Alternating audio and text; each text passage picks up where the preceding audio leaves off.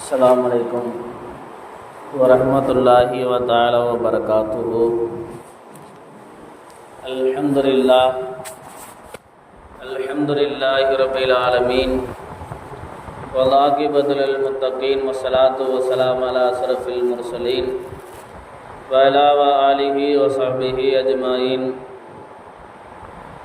قال الله تعالى في القرآن العظيم وفي الفرقان المجيد: بعد أعوذ بالله من الشيطان الرجيم بسم الله الرحمن الرحيم فصل لربك وانحر. قال نبينا عليه الصلاة والسلام: إنما الأعمال بالنيات وإنما لامرئ ما نوى أو قام عليه الصلاة والسلام. புகழனைத்தும் ஏகேரவன் அல்லாஹ் ஒருவனுக்கு உரித்தாகுக. சத்திய நபி சர்தாரே ஆலம் எம்பெருமானார் முஹம்மது ரசூலுல்லாஹ் ஸல்லல்லாஹு அலைஹி வஸல்லம் மீதும் அன்னவர் அடைச்சுவற்றை அடிவாராமல் அப்படிக்கப்படி பின்பற்றி வாழ்ந்த உத்தம சத்திய சஹாபாக்கள், தாபீன்கள், தபோ தாபீன்கள், நாதோர்கள், நல்லவர்கள், அவுலியாக்கள், அக்தாபுகள், குறிப்பாக இந்த ஜும்மாவுடைய நாளிலே இல்லத்தில் ஒன்று கூடி இருக்கக்கூடிய நம்மவர்கள் மீதும் இன்னும் தர இருக்கக்கூடிய நம்முடைய ஜமாத்தார்கள், நம்முடைய ஊரார்கள், நம்முடைய குடும்பத்தினர்கள், நம்மளை விட்டு பிரிந்து சென்ற நம்முடைய முன்னோர்கள் அனைவர்கள் மீதும் அல்லாஹ்வின் சாந்தியும் சமாதானமும் வட்டார கருணையும் ஈடேற்றமும் என்றென்று நீடித்து நிலவட்டு இருக்கட்டுமாக என்று துவா செய்தவனாக இஸ்லாத்தின் காணிக்கையான எமது சலாத்தை பதிலை எதிர்பார்த்தவனாக கூறி எமது சிற்றூரை ஆரம்பம் செய்கின்றேன். அஸ்ஸலாமு அலைக்கும் வரஹ்மத்துல்லாஹி வதஆலா வபரகாத்துஹு.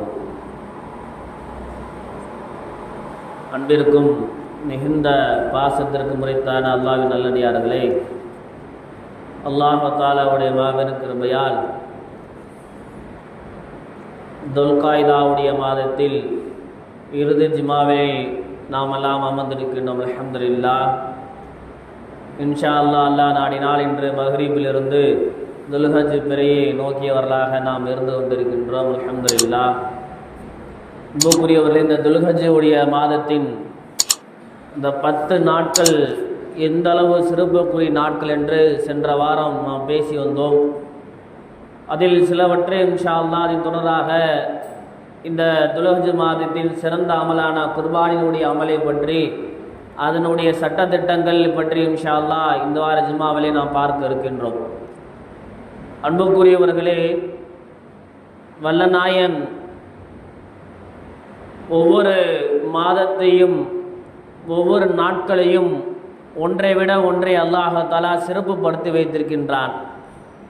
வாரங்களில் ஜும்மாவுடைய நாட்களை அல்லாஹ் சிறப்பு வைத்து வைத்திருக்கின்றான். வருடத்தில் ரமலானுடைய மாதத்தை அல்லாஹ் தஆலா சிறப்பாக்கி வைத்திருக்கின்றான். இதே போன்று ஒவ்வொரு அமலுக்கும் அல்லாஹ் தஆலா ஒவ்வொரு விதமான சிறப்புகளை வல்லநாயகன் நமக்கு வழங்கி கொண்டு இருக்கின்றான். அதன் அடிப்படையிலே பார்க்கக்கூடிய நேரத்தில் இந்த துல்ஹஜ்ஜுடைய மாதத்தின் இந்த 10 நாட்களில் எந்த ஒரு அமல் சிறந்த அமல் என்று பார்த்தால், நாம் கொடுக்கக்கூடிய அந்த குர்பானி என்ற அமல் தான் மிக சிறந்த அமலாக நம்முடைய நாயகம் எம்பெருமானார் முஹம்மது ரசூலுல்லாஹி ஸல்லல்லாஹு அலைஹி வஸல்லம் ஒரு ஹதீஸில் அறிவிக்கின்றார்கள். இன்னொரு இடத்தில் சொல்லக்கூடிய நேரத்தில் இந்த குர்பான் என்பது அல்லாஹ்வுடைய இஸ்லாத்துடைய ஒரு அடையாள சின்னம் என்று சொன்னார்கள் எம்பெருமானார் முஹம்மது ரசூலுல்லாஹி ஸல்லல்லாஹு அலைஹி வஸல்லம். எப்படி ஒவ்வொரு பொருளுக்கும் ஒவ்வொரு இதுக்கும் அடையாள சின்னங்கள் இருக்கின்றதோ, அதே போன்று இஸ்லாத்திலும் பல அடையாள சின்னங்கள் இருக்கிறது. அந்த அடையாள சின்னங்களில் ஒன்று சின்னம் இந்த குர்பானி என்ற மிக மேலான ஒரு அமல் என்பதாக எம்பெருமானார் முஹம்மது ரசூலுல்லாஹி ஸல்லல்லாஹு அலைஹி வஸல்லம் அவர்கள் சொன்னார்கள். நாயகம் ஸல்லல்லாஹு அலைஹி வஸல்லம் அவர்கள் தொடர்ந்து 10 ஆண்டுகள் மதீனாவில் குர்பானி கொடுத்தார்கள் எம்பெருமானார் முஹம்மது ரசூலுல்லாஹி ஸல்லல்லாஹு அலைஹி வஸல்லம். அது குர்பானி கொடுத்ததின் காரணமாக அது அவர்கள் மீது ஃபர்லாகிவிட்டது, நமக்கு அது வாஜிபாகிவிட்டது குர்பானி கொடுப்பது. சில கேள்விகள் எல்லாம் ஓடிக்கொண்டிருக்கும். யார் யாரெல்லாம் குர்பானி கொடுக்க வேண்டும், யார் யாரெல்லாம் குர்பானி கொடுக்கக்கூடாது என்று சில கேள்விகள் நமக்கெல்லாம் ஓடிக்கொண்டு இருக்கும். அன்புக்குரியவர்களே, அதில் நாம் பார்க்கக்கூடிய ஒரு நேரத்தில் குர்பானியை பற்றி பேசக்கூடிய நேரத்தில் நாயகம் ஸல்லல்லாஹு அலைஹி வஸல்லம் அவர்கள் ஹதீஸில் அறிவிக்கக்கூடிய நேரத்தில் இப்படியாக அறிவிப்பார்கள். குர்பானி யார் யார் மீதெல்லாம் குர்பானி கடமை என்று பார்த்தால், ஜக்காத் அந்த நிசாப் யார் மீதெல்லாம் கடமையோ அவர்களுக்கு குர்பானி கடமை. ஜக்காத்துக்கும் குர்பானிக்கும் பல வித்தியாசங்கள் உள்ளது இஸ்லாத்தில். இப்போ ஜக்காத்து எப்படி கடமையாகும், எதனால் கடமையாகும் என்று பார்த்தால், நம்மள்ட்ட இருக்கக்கூடிய அந்த தங்கம் 87 கிராம் தங்கம், 87 கிராம் தங்கம், அதே போன்று வெள்ளியில் பார்த்தால் 612 கிராம் வெள்ளி, இது இருந்தால் இது எப்படி இருக்க வேண்டும், ஒரு வருடம் நம்ம இடத்தில் பூர்த்தியாக இருக்க வேண்டும். இந்த வருடம் நம்மள்கிட்ட ரமலானில் இருக்குது அல்லது டிசம்பர் மாதத்தில் இருக்குது, ஜனவரி மாதத்தில் இந்த தங்கத்துடைய விலையோ இல்லை அதுக்குரிய பொருளோ இல்லை அதுக்குரிய பணமோ நம்மள்கிட்ட இருந்தது, இது ஒரு வருஷம் பூர்த்தியாக இருந்தது என்று சொன்னால் நம் மீது ஜக்காத் கடமை. ஆனால் குர்பானி என்பது இந்த 612 கிராம் வெள்ளியிலும் 87 கிராம் இந்த தங்கத்திலும் இந்த நிசாப் என்பது, இந்த அளவு என்பது பிறை 10, பிறை 11, பிறை 12, துல்ஹஜ் மாதம் பிறை 10, பிறை 11, பிறை 12, இந்த 3 நாட்களில் யார் யார் இடத்திலெல்லாம் இது இருக்கிறதோ அவர் மீது ஜக்காத், அவர் மீது குர்பானி கொடுப்பது கடமை என்பதாக எம்பெருமானார் முஹம்மது ரசூலுல்லாஹி ஸல்லல்லாஹு அலைஹி வஸல்லம் அவர்கள் ஹதீஸ் ரீதியாக அறிவித்திருக்கின்றார்கள். மேலாக சொன்னார்கள் எம்பெருமானார் முஹம்மது ரசூலுல்லாஹ், யார் யாருக்கெல்லாம் குர்பானி கடமையாகி, யார் யாருக்கெல்லாம் குர்பானி கொடுக்கக்கூடிய காசு இருந்து, யார் யாருக்கெல்லாம் குர்பானி கடமையாகி, யார் யாரெல்லாம் குர்பானி கொடுக்கவில்லையோ அவர்கள் தொழக்கூடிய இடத்திற்கு வர வேண்டாம் என்றார்கள் எம்பெருமானார் முஹம்மது ரசூலுல்லாஹி ஸல்லல்லாஹு அலைஹி வஸல்லம் அவர்கள். குர்பானி நம்ம மீது ஒரு விரும்பு கடமையாகிவிட்டது, நம்மள்ட்ட அந்த ஒரு காசு இருக்கிறது, அந்த காசை வைத்து நாம் குர்பானி கொடுக்காம இருந்தோம் என்று சொன்னால் நீங்கள் தொழுகக்கூடிய இடத்திற்கு பெருநா தொழுகைக்கு நீங்கள் வராதீர்கள், உங்களுக்கு பெருநா தொழுகைக்கும் உங்களுக்கு சம்மந்தமில்லை என்பதாக எம்பெருமானார் முஹம்மது ரசூலுல்லாஹி ஸல்லல்லாஹு அலைஹி வஸல்லம் அவர்கள் நமக்கு வலியுறுத்தி சொல்லியிருக்கார் என்று சொன்னால் விளங்கிக் கொள்ளுங்கள். யார் யாருக்கெல்லாம் குர்பானி கடமையாக இருக்கிறதோ கண்டிப்பாக அவரெல்லாம் குர்பானி வருடதோறும் கொடுப்பது அவர்கள் மீது முக்கியமான ஒரு அமலில் சிறந்த கடமையாக இருந்து கொண்டிருக்கிறது.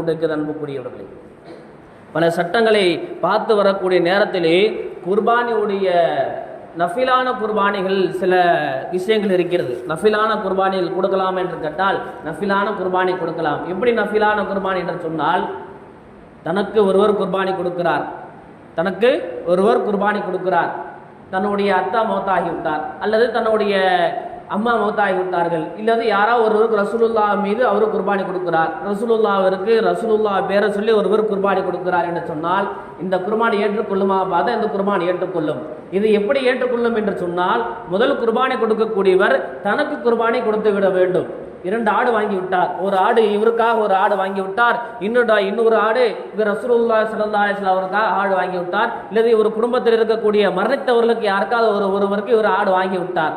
ஆடு வாங்கிவிட்டு இருக்கக்கூடிய நேரத்திலே இவர் எப்படி குர்பானி கொடுக்க வேண்டும் சொன்னால், முதலில் தனக்கு இவர் குர்பானி கொடுத்து கொள்ள வேண்டும். உயிரோடு இருக்கக்கூடியவர் தனக்கு முதல் குர்பானி கொடுத்து விட்டு அதற்கு பின்னால் யார் யாரெல்லாம் மறைத்திருக்கின்றார்களோ, யார் யாரெல்லாம் மறைத்திருக்கிறதுக்கு நியத்து வைத்திருக்கின்றார்களோ அதற்கு பின்னாடி இவர் குர்பானி கொடுத்ததுக்கு பின்னாடி தான் அவர்களுக்கு குர்பானி கொடுக்க வேண்டும் என்பதாக இஸ்லாத்துடைய ஒரு சரியத்துடைய சட்டமாக இருக்குது. அன்புக்குரியவர்களே, இந்த வரிசையில் பார்க்கக்கூடிய நேரத்திலே குர்பானி இந்த ஆடு என்பது எத்தனை நபர்கள் மீது கடமை?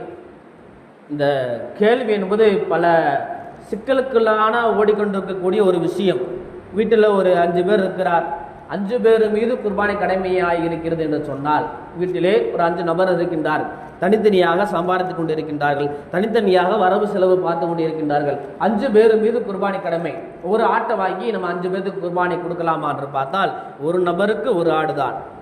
நாயகம் ஸல்லல்லாஹு அலைஹி சொன்னார்கள், ஒரு நபருக்கு ஒரு ஆடுதான். நீங்கள் 5 பேரும் தனித்தனியாக வியாபாரம் பார்க்கிறீர்கள், 5 பேரும் தனித்தனியாக வரவு செலவு பார்க்கிறீர்கள் என்று சொன்னால் 5 ஆடுகள் வாங்கி கொடுக்க வேண்டும். எம்பெருமானார் முஹம்மது ரசூலுல்லாஹி ஸல்லல்லாஹு அலைஹி வஸல்லம் சரியத்துடைய சட்டம் அதுதான். ஆட்டிலே எத்தனை பேர் பங்கு சேருவது கூடவே கூடாது. ஆட்டு என்பது ஒரு நபருக்கு தான்.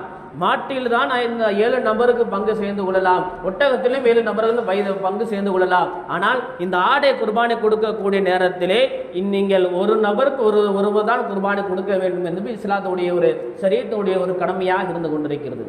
இப்போ ஒரு நபர் ஆடு வாங்கக்கூடிய நேரத்துக்கு போய்விட்டார், எப்படிப்பட்ட ஆடை அவர் வாங்க வேண்டும்? இஸ்லாத்து அதற்கும் நமக்கு இருக்கக்கூடிய காட்டாக இருக்கக்கூடிய நேரத்திலே இஸ்லாம் நமக்கு சொல்லி காட்டுகிறது, வெள்ளை ஆடாக இருந்தால், அந்த ஆடாக இருந்தால் 1 வருடம் பூர்த்தியாக இருக்க வேண்டும் அந்த ஆடு. வெள்ளை ஆடாக இருந்தால் 1 வருடம் பூர்த்தியாக ஆகியிருக்க வேண்டும் அந்த ஆடு. அல்லது செம்பரி ஆடு இருக்கிறது, 2 ஆடுமே குர்பானி கொடுத்து கொள்ளலாம். அல்லது செம்பரி ஆடு இருக்குது, இந்த செம்பரி ஆடு எப்படியாக இருக்க வேண்டும் என்று சொன்னால் இதுவும் 1 வருடம் பூர்த்தியாக இருக்க வேண்டும். ஆனால் இது அந்த ஆட்டுக்கு 6 மாதம் தான். செம்பரி ஆடு பார்ப்பதற்கு ஒரு வருஷ குட்டியாக இருக்கிறது. ஒரு வருஷத்தில் அது எப்படி தடகாத்தமாக இருக்குமோ அப்படி தடகாத்தமாக இருக்கிறது. ஆனால் இது 6 மாச குட்டி என்று சொன்னால் அதை குர்பானி கொடுத்துக் கொள்ளலாம். அதே போன்று சொல்லக்கூடிய நேரத்திலே மாட்டுக்கு சொல்லக்கூடிய நேரத்தில் நாயகம் ஸல்லல்லாஹு அலைஹி வஸல்லம் சொல்கிறார்கள், மாட்டுக்கு 2 வருடம் பூர்த்தியாக இருக்க வேண்டும். ஒருவர் மாடை குர்பானி கொடுக்கின்றார்கள், மாட்டுக்கு கூட்டு பங்கு சேருகிறார்கள், அந்த மாடு 2 வருடம் பூர்த்தியாக இருக்க வேண்டும். ஒட்டகத்தை பார்த்தால் அது 5 வருடம் பூர்த்தியாக இருக்க வேண்டும் என்பதாக எம்பெருமானார் முஹம்மது ரசூலுல்லாஹி ஸல்லல்லாஹு அலைஹி வஸல்லம் அவர்கள் தனது ஹதீஸ் ரீதியாக அறிவிக்கின்றார். அன்புக்குரியவர்களே, அதுக்கடுத்து பார்க்கக்கூடிய ஒரு சட்டம் என்று கேட்டால், யார் யாரெல்லாம் குர்பானி கொடுக்கலாம், யார் யாருக்கெல்லாம் குர்பானி கடமை என்று நாம் சொன்னோம். இது யார் யாரெல்லாம் குர்பானி கொடுக்கலாம், யார் யாரெல்லாம் குர்பானி கொடுப்பதற்கு தகுதியானவர் என்று சொன்னால், இஸ்லாம் 3 நபர்களை சொல்லி காட்டுகிறது. இஸ்லாம் 3 நபர்களை சொல்லி காட்டியது. அதில் முதல் சொல்லக்கூடியவர், முதலாவதாக அவர் முஸ்லீமாக இருக்க வேண்டும். முஸ்லீமாக இருக்க வேண்டும். இஸ்லாத்தில் ஈமானை அவர் பரிபூர்ணமாக நிறைவேற்றிருக்க வேண்டும். ஈமான் கொண்டிருக்க வேண்டும். அல்லாஹ்வின் மீது அவருடைய ரசூல் மீது ஈமான் கொண்டிருக்க வேண்டும். அவர் குர்பானி கொடுக்க வேண்டும். இரண்டாவதாக அவர் பருவத்தை அடைந்திருக்க வேண்டும். சின்ன குழந்தையாக இருக்கிறார், குர்பானி அவர் மீது கடமை இல்லை.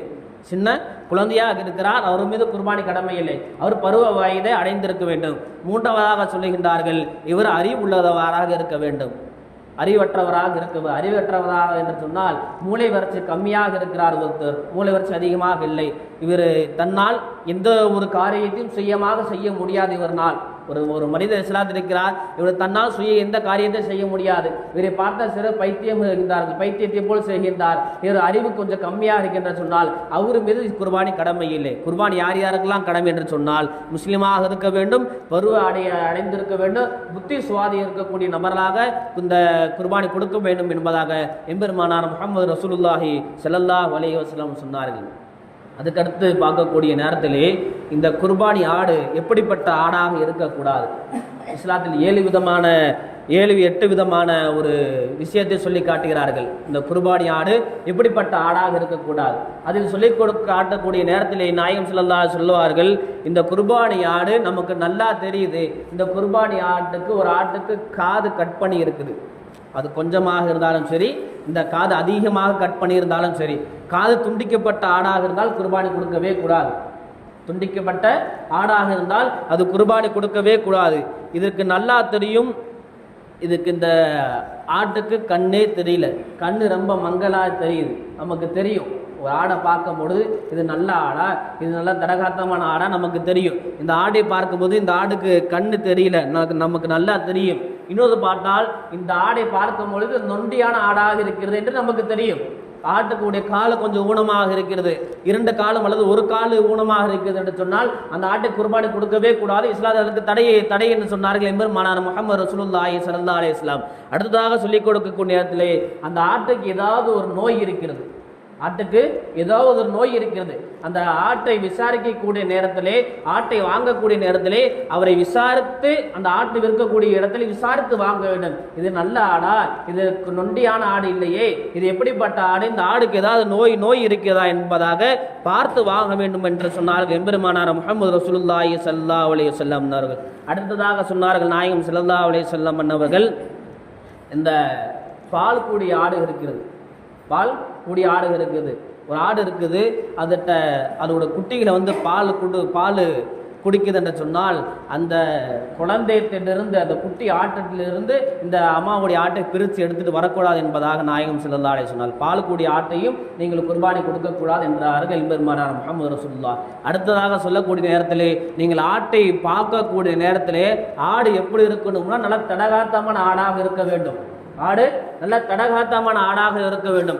ஆடை பார்க்கும் போதே தெரியும், இது நல்ல தடகாத்தமான ஆடு, உடம்பு நல்லா இருக்கு, நல்லா ஃப்ரெஷ்ஷாக இருக்கு. இந்த மாதிரி ஆட்டை பார்த்து நீங்கள் வாங்குங்கள். வெறும் உடம்பு ஒட்டி போன ஆட்டையோ இல்லது உடம்பு சுருங்கி போன ஆட்டையோ, நல்ல மெல்லிசாக இருக்கக்கூடிய ஆட்டையை வாங்கி நீங்கள் குர்பானி கொடுக்காதீர்கள் என்பதாக எம்பெருமானார் முஹம்மது ரசூலுல்லாஹி ஸல்லல்லாஹு அலைஹி வஸல்லம். ஆட்டை நீங்கள் வாங்கக்கூடிய நேரத்திலே உங்களுக்கே தெரியும், நல்ல குழுகுழுந்து இருக்கக்கூடிய ஆடு, நல்ல முடியெல்லாம் அதிகமாக இருக்கக்கூடிய ஆட்டை பார்த்து, ரோமங்கள் அதிகமாக இருக்கக்கூடிய ஆட்டை பார்த்து நீங்கள் வாங்கி குர்பானி கொடுங்கள் என்பதாக சொன்னார்கள் எம்பெருமானார் முஹம்மது ரசூலுல்லாஹ். அடுத்ததாக சொன்னார்கள், நீங்கள் ஆட்டுடைய கொம்பு இருக்குது, அந்த ஆட்டினுடைய கொம்பு அது துண்டிக்கப்பட்டிருந்தாலும் சரி, அது கட்பட்டப்பட்டிருந்தாலும் சரி, அந்த கொம்பு உடந்திருந்தாலும் சரி, நீங்கள் அந்த ஆட்டை வாங்கி குர்பானி கொடுக்காதீர்கள்.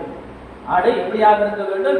ஆடு கொம்பு அதாக உடஞ்சிருக்க கூடாது. இல்லை யாராவது ஒருவர் ஆட்டுக்கு கொம்பு அதிகமா வளர்ந்துருச்சு அப்படின்ட்டு கட்டி இருப்பாங்க, அப்படிப்பட்ட ஆடை நீங்க குர்பானி கொடுக்க கூடாது. கொம்பு எப்படியாக இருக்க வேண்டும் என்று சொன்னார். பரிபூர்ணமாக அந்த கொம்பு எப்படி இருக்குமோ அதனுடைய தன்மையில் இருக்க வேண்டும். அப்படிப்பட்ட ஆட்டை தான் நீங்கள் குர்பானி கொடுக்க வேண்டும் என்பதாக எம்பெருமானார் முஹம்மது ரசூலுல்லாஹி ஸல்லல்லாஹு அலைஹி வஸல்லம் அவர்கள் தனது ஹதீஸ் ரீதியாக அறிவித்திருக்கிறார் என்று சொன்னால் விளங்கிக் கொள்ள அனுப்பக்கூடியவர்களே, எவ்வளவோ விஷயங்கள் நமக்கு இந்த குர்பானியை பற்றி நாயகம் ஸல்லல்லாஹு அலைஹி வஸல்லம் அவர்கள் நமக்கு விளக்கி காட்டி தந்திருக்கின்றார் என்று கூறியவர்கள். அதே போன்று நாயகம் ஸல்லல்லாஹு அலைஹி வஸல்லம் சொன்னார்கள், ஒருவர் குர்பானி கொடுக்கக்கூடிய நேரத்திலே எந்த நேரத்தில் அவர் குர்பானி கொடுக்க வேண்டும்? குர்பானி கடமையாகிவிட்டது, குர்பானி ஆட்டை வாங்கிவிட்டால் குர்பானி ஆட்டை வாங்கி கொடுக்கக்கூடிய நேரத்திலே அந்த குர்பானி ஆட்டை பாசமாக வளருங்கள். இப்படியாக வளர்க்க வேண்டும். உங்களுடைய பிள்ளைகளை போன்று வளருங்கள். உங்களுடைய பிள்ளைகளை எப்படி வளர்ப்பீர்களோ, உங்களோட பிள்ளைகளுக்கு மீது எவ்வளவு பாசம் காட்டுவீர்களோ, உங்கள் பிள்ளைகளை எவ்வளவு அனைவருக்கு வாழ்ந்து கொண்டிருப்பீர்களோ, அதே போன்று நீங்கள் வாங்கக்கூடிய ஆட்டுக்கு ஒரு பேரு வையுங்கள். பேரு வைத்து அந்த ஆட்டை நல்ல அழகாக வளருங்கள். உங்கள் பிள்ளையை போல பாசம் காட்டுங்கள். அந்த ஆடை அறுக்கக்கூடிய நேரத்திலே உங்களுடைய பிள்ளைகள் அறுக்கக்கூடிய நேரம் எப்படி இருக்குமோ, அந்த வழி இருக்குமோ, உங்களுடைய பிள்ளைகள் உங்களை விட்டு பிரிஞ்சு போகக்கூடிய நேரத்திலே எந்த அளவு உங்க மனத்தை கஷ்டப்படுமோ அந்த அளவு இருக்கணும் அந்த ஆட்டு மீது வைக்கக்கூடிய பாசம். அதிகமாக அந்த ஆட்டு மீது பாசம் வையுங்கள். உங்களுடைய ஆட்டை 10 நாட்களுக்கு முன்னால் அல்லது 1 மாசத்துக்கு முன்னால் வாங்கி ஆடை வீட்டில் கட்டுங்கள். வீட்டிலே கட்டி ஆடை வளருங்கள். ஆட்டுக்கு நம்மளை தெரிய வேண்டும், ஆட்டு நம்மளை பழக வேண்டும் என்று சொன்னார்கள் எம்பெருமானார் முஹம்மது ரசூலுல்லாஹி ஸல்லல்லாஹு அலைஹி வஸல்லம். அன்புக்குரியவர்களே, குர்பானி நம்ம மீது கடமையாக விடுதல் சொன்னால் அந்த குர்பானியை கண்டிப்பாக நாம் இந்த நாட்களில் குர்பானி கொடுக்கக்கூடிய இந்த அதிகபட்ச இந்த நாட்களில் அனைவரும் குர்பானி கண்டிப்பாக கொடுத்திருக்க வேண்டும். அடுத்ததாக சொல்லக்கூடிய நேரத்திலே சில சட்டங்களை சொல்லி நிறைவு செய்கின்றேன். சரியத்துடைய சட்டத்தை சொல்லக்கூடிய நேரத்தில் இமாம்கள் இப்படியாக சொல்லுவார்கள், ஆட்டை வாங்கக்கூடிய நேரத்திலே பேரம் பேசி நீங்கள் வாங்காதீர்கள். மற்ற ஆடுகள் வாங்குகிறோம், திருமணத்திற்கு ஆடு வாங்கிறோம், ஏதோ ஒரு விசேஷத்துக்கு ஆடு வாங்கின்றோம், அப்போ நீங்கள் பேரம் பேசிக் கொள்ளலாம். ஆனால் இந்த குர்பானிக்கு நீங்கள் ஆடு வாங்கக்கூடிய நேரத்திலே நீங்கள் பேரம் பேசி குர்பானியுடைய ஆட்டை நீங்கள் வாங்காதீர்கள். ரொம்ப அடிமட்ட விலைக்கு இந்த குர்பானியோட ஆட்டை நீங்கள் வாங்காதீர்கள். ஏனென்று சொன்னால் இந்த குர்பானி என்பது நமக்காக செய்யக்கூடிய ஒரு அமல் அல்ல, இறைவனுக்காக செய்யக்கூடிய அமல். இந்த அமல் இறைவனால் ஏற்படுத்தப்பட்ட ஒரு அமல். இந்த இறைவனுக்காக செய்யக்கூடிய அமலால் நீங்கள் எந்த ஒரு விஷயத்தையும் நீங்கள் பேரம் பேசி வாங்காதீர்கள். ஆட்டினுடைய விலை எவ்வளவு உங்களுக்கு தெரியும், ஆட்டினுடைய விலை எவ்வளவு உங்களுக்கு தெரியும். இந்த ஆட்டு ஒரு 20 கிலோ இருக்குது, இந்த 20 கிலோ ஆடு இந்த நேரத்தில் இவ்வளவு விலை இருக்குது என்று நமக்கு தெரியும். அப்படிப்பட்ட விலை தெரிஞ்சவர்கள் நீங்கள் ஆட்டை பேரம் பேசி ரொம்ப அடிமட்டத்துக்கு வாங்கி நீங்கள் குர்பானி கொடுக்காதீங்க என்பதாக இஸ்லாம் நமக்கு கட்டுக்காட்டுகிறது. ஏனென்று சொன்னால் இந்த அமல் என்பது இறைவனுக்காக செய்யக்கூடிய அமல். ஏன்? இறைவனை தான் நமக்கு எல்லாருடைய பொருட்களை கொடுத்தான், வீடை கொடுத்தான், வாசலை கொடுத்தான், தொழிலை கொடுத்தான், மனைவி கொடுத்தான், பிள்ளைகளை கொடுத்தான். எல்லாம் கொடுத்த இறைவனுக்கு நீங்கள் பேரம் பேசி வாங்கி அப்படி நீங்கள் குர்பானி கொடுக்காதீர்கள். நீங்கள் பேரம் பேசாமல் வாங்கி நல்ல தரகத்தமான ஆடை வாங்கி அதிகமான கொடுத்த ஆடை வாங்கி நீங்கள் குர்பானி கொடுங்கள் என்பதாக இமாம்கள் நமக்கு சொல்லி காட்டினார்கள். ஆக அன்புக்குரியவர்களே, குர்பானி கொடுக்கக்கூடிய நாட்கள் நெருங்கி கொண்டிருக்குது. குர்பானியுடைய ஆட்டை வாங்கக்கூடியவர்கள் குர்பானி ஆட்டை பார்த்து வாங்குங்கள். குர்பானி ஆட்டுக்கு எந்த ஒரு நோய் வினையும் இருக்கக்கூடாது. நல்ல ஆடாக பரிசுத்தமான ஆடாக வாங்கி நீங்கள் குர்பானி கொடுங்கள். அல்லாஹ்தால் நாம் கொடுக்கக்கூடிய குர்பானி அல்லாஹ் அதில் ஏற்றுக்கொள்வானாக. நாம் பார்க்கக்கூடிய அந்த குர்பானியினுடைய பிராணியை நல்ல முறையிலே பார்த்து நல்ல முறையை வாங்கி அல்லாஹ்விற்காக குர்பானி கொடுக்கக்கூடியவர்களாக வல்ல நாய் நம் அனைவரை ஆக்கி அருள்புரிவானாக.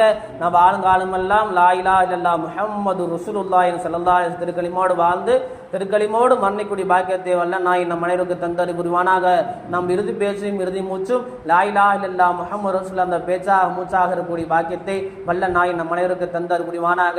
அது யார் யாரெல்லாம் இந்த வருடம் ஹஜ்ஜுக்கு சென்றிருக்கின்றார்களோ அவருடைய ஹஜ்ஜை அல்லாஹ் தஆலா மக்பூலான ஹஜ்ஜாக ஆக்கி கொள்வானாக. யாரெல்லாம் ஹஜ்ஜுக்கு சென்றிருக்கின்றார்களோ அவருடைய எல்லா கடமையிலையும் லேசாக செய்யக்கூடிய பாக்கியத்தை வல்ல நாயன் அவர்களுக்கு தந்தரு உருவானாக. ஹஜ்ஜிலே எல்லா கடமையிலும் செய்து அவர்கள் தாயகம் நல்லபடியாக திரும்பக்கூடிய பாக்கியத்தை வல்ல நாயன் நம்ம அனைவருக்கு தந்தரு உருவானாக.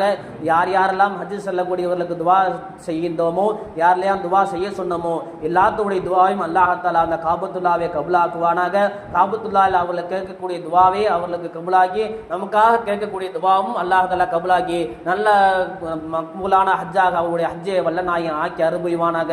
நாம் வாழுங்காலம் எல்லாம் லா இலாஹ இல்லல்லாஹ் என்ற கலிமாவின் அடிப்படையை வாழ்ந்து மரணிக்கூடிய பாக்கியத்தை வல்ல நாயன் நம் அனைவருக்கு தந்தறி புரிவானாக. மரண நேரத்தில் நல்ல சாலியான மரணத்தை வல்ல நாயன் நம் அனைவருக்கு தந்தறி புரிவானாக. படுத்த நேரத்தில் நம்ம ரூஹை வாங்கி செல்வானாக. யாருக்கும் சிரமப்படுத்தி விடாமல் விபத்து மரணத்தை விட்டு வல்ல நாயன் நம்மளையும் நம்முடைய குடும்பத்தாரையும் அல்லாஹ் காப்பாற்ற புரிவானாக. அல்லாஹ் நம்ம செய்யக்கூடிய அமல்களை ஏற்றுக்கொள்வானாக. அல்லாஹ் நம்முடைய ஊரை பாதுகாப்பானாக. நம்ம ஊர் மக்களை எல்லாம் பாதுகாப்பானாக. இதை செய்தாலும் வெற்றியை வல்ல நாயன் நம் அனைவருக்கு தந்தறி புரிவானாக. துவா செய்தவனாக இந்த உரையை நிறைவு செய்கின்றேன். வாஹிதான அல்ஹம்துலில்லாஹி ரப்பில் ஆலமீன். அஸ்ஸலாமு அலைக்கும் வரஹ்மத்துல்லாஹி தஆலா பரகாத்துஹு.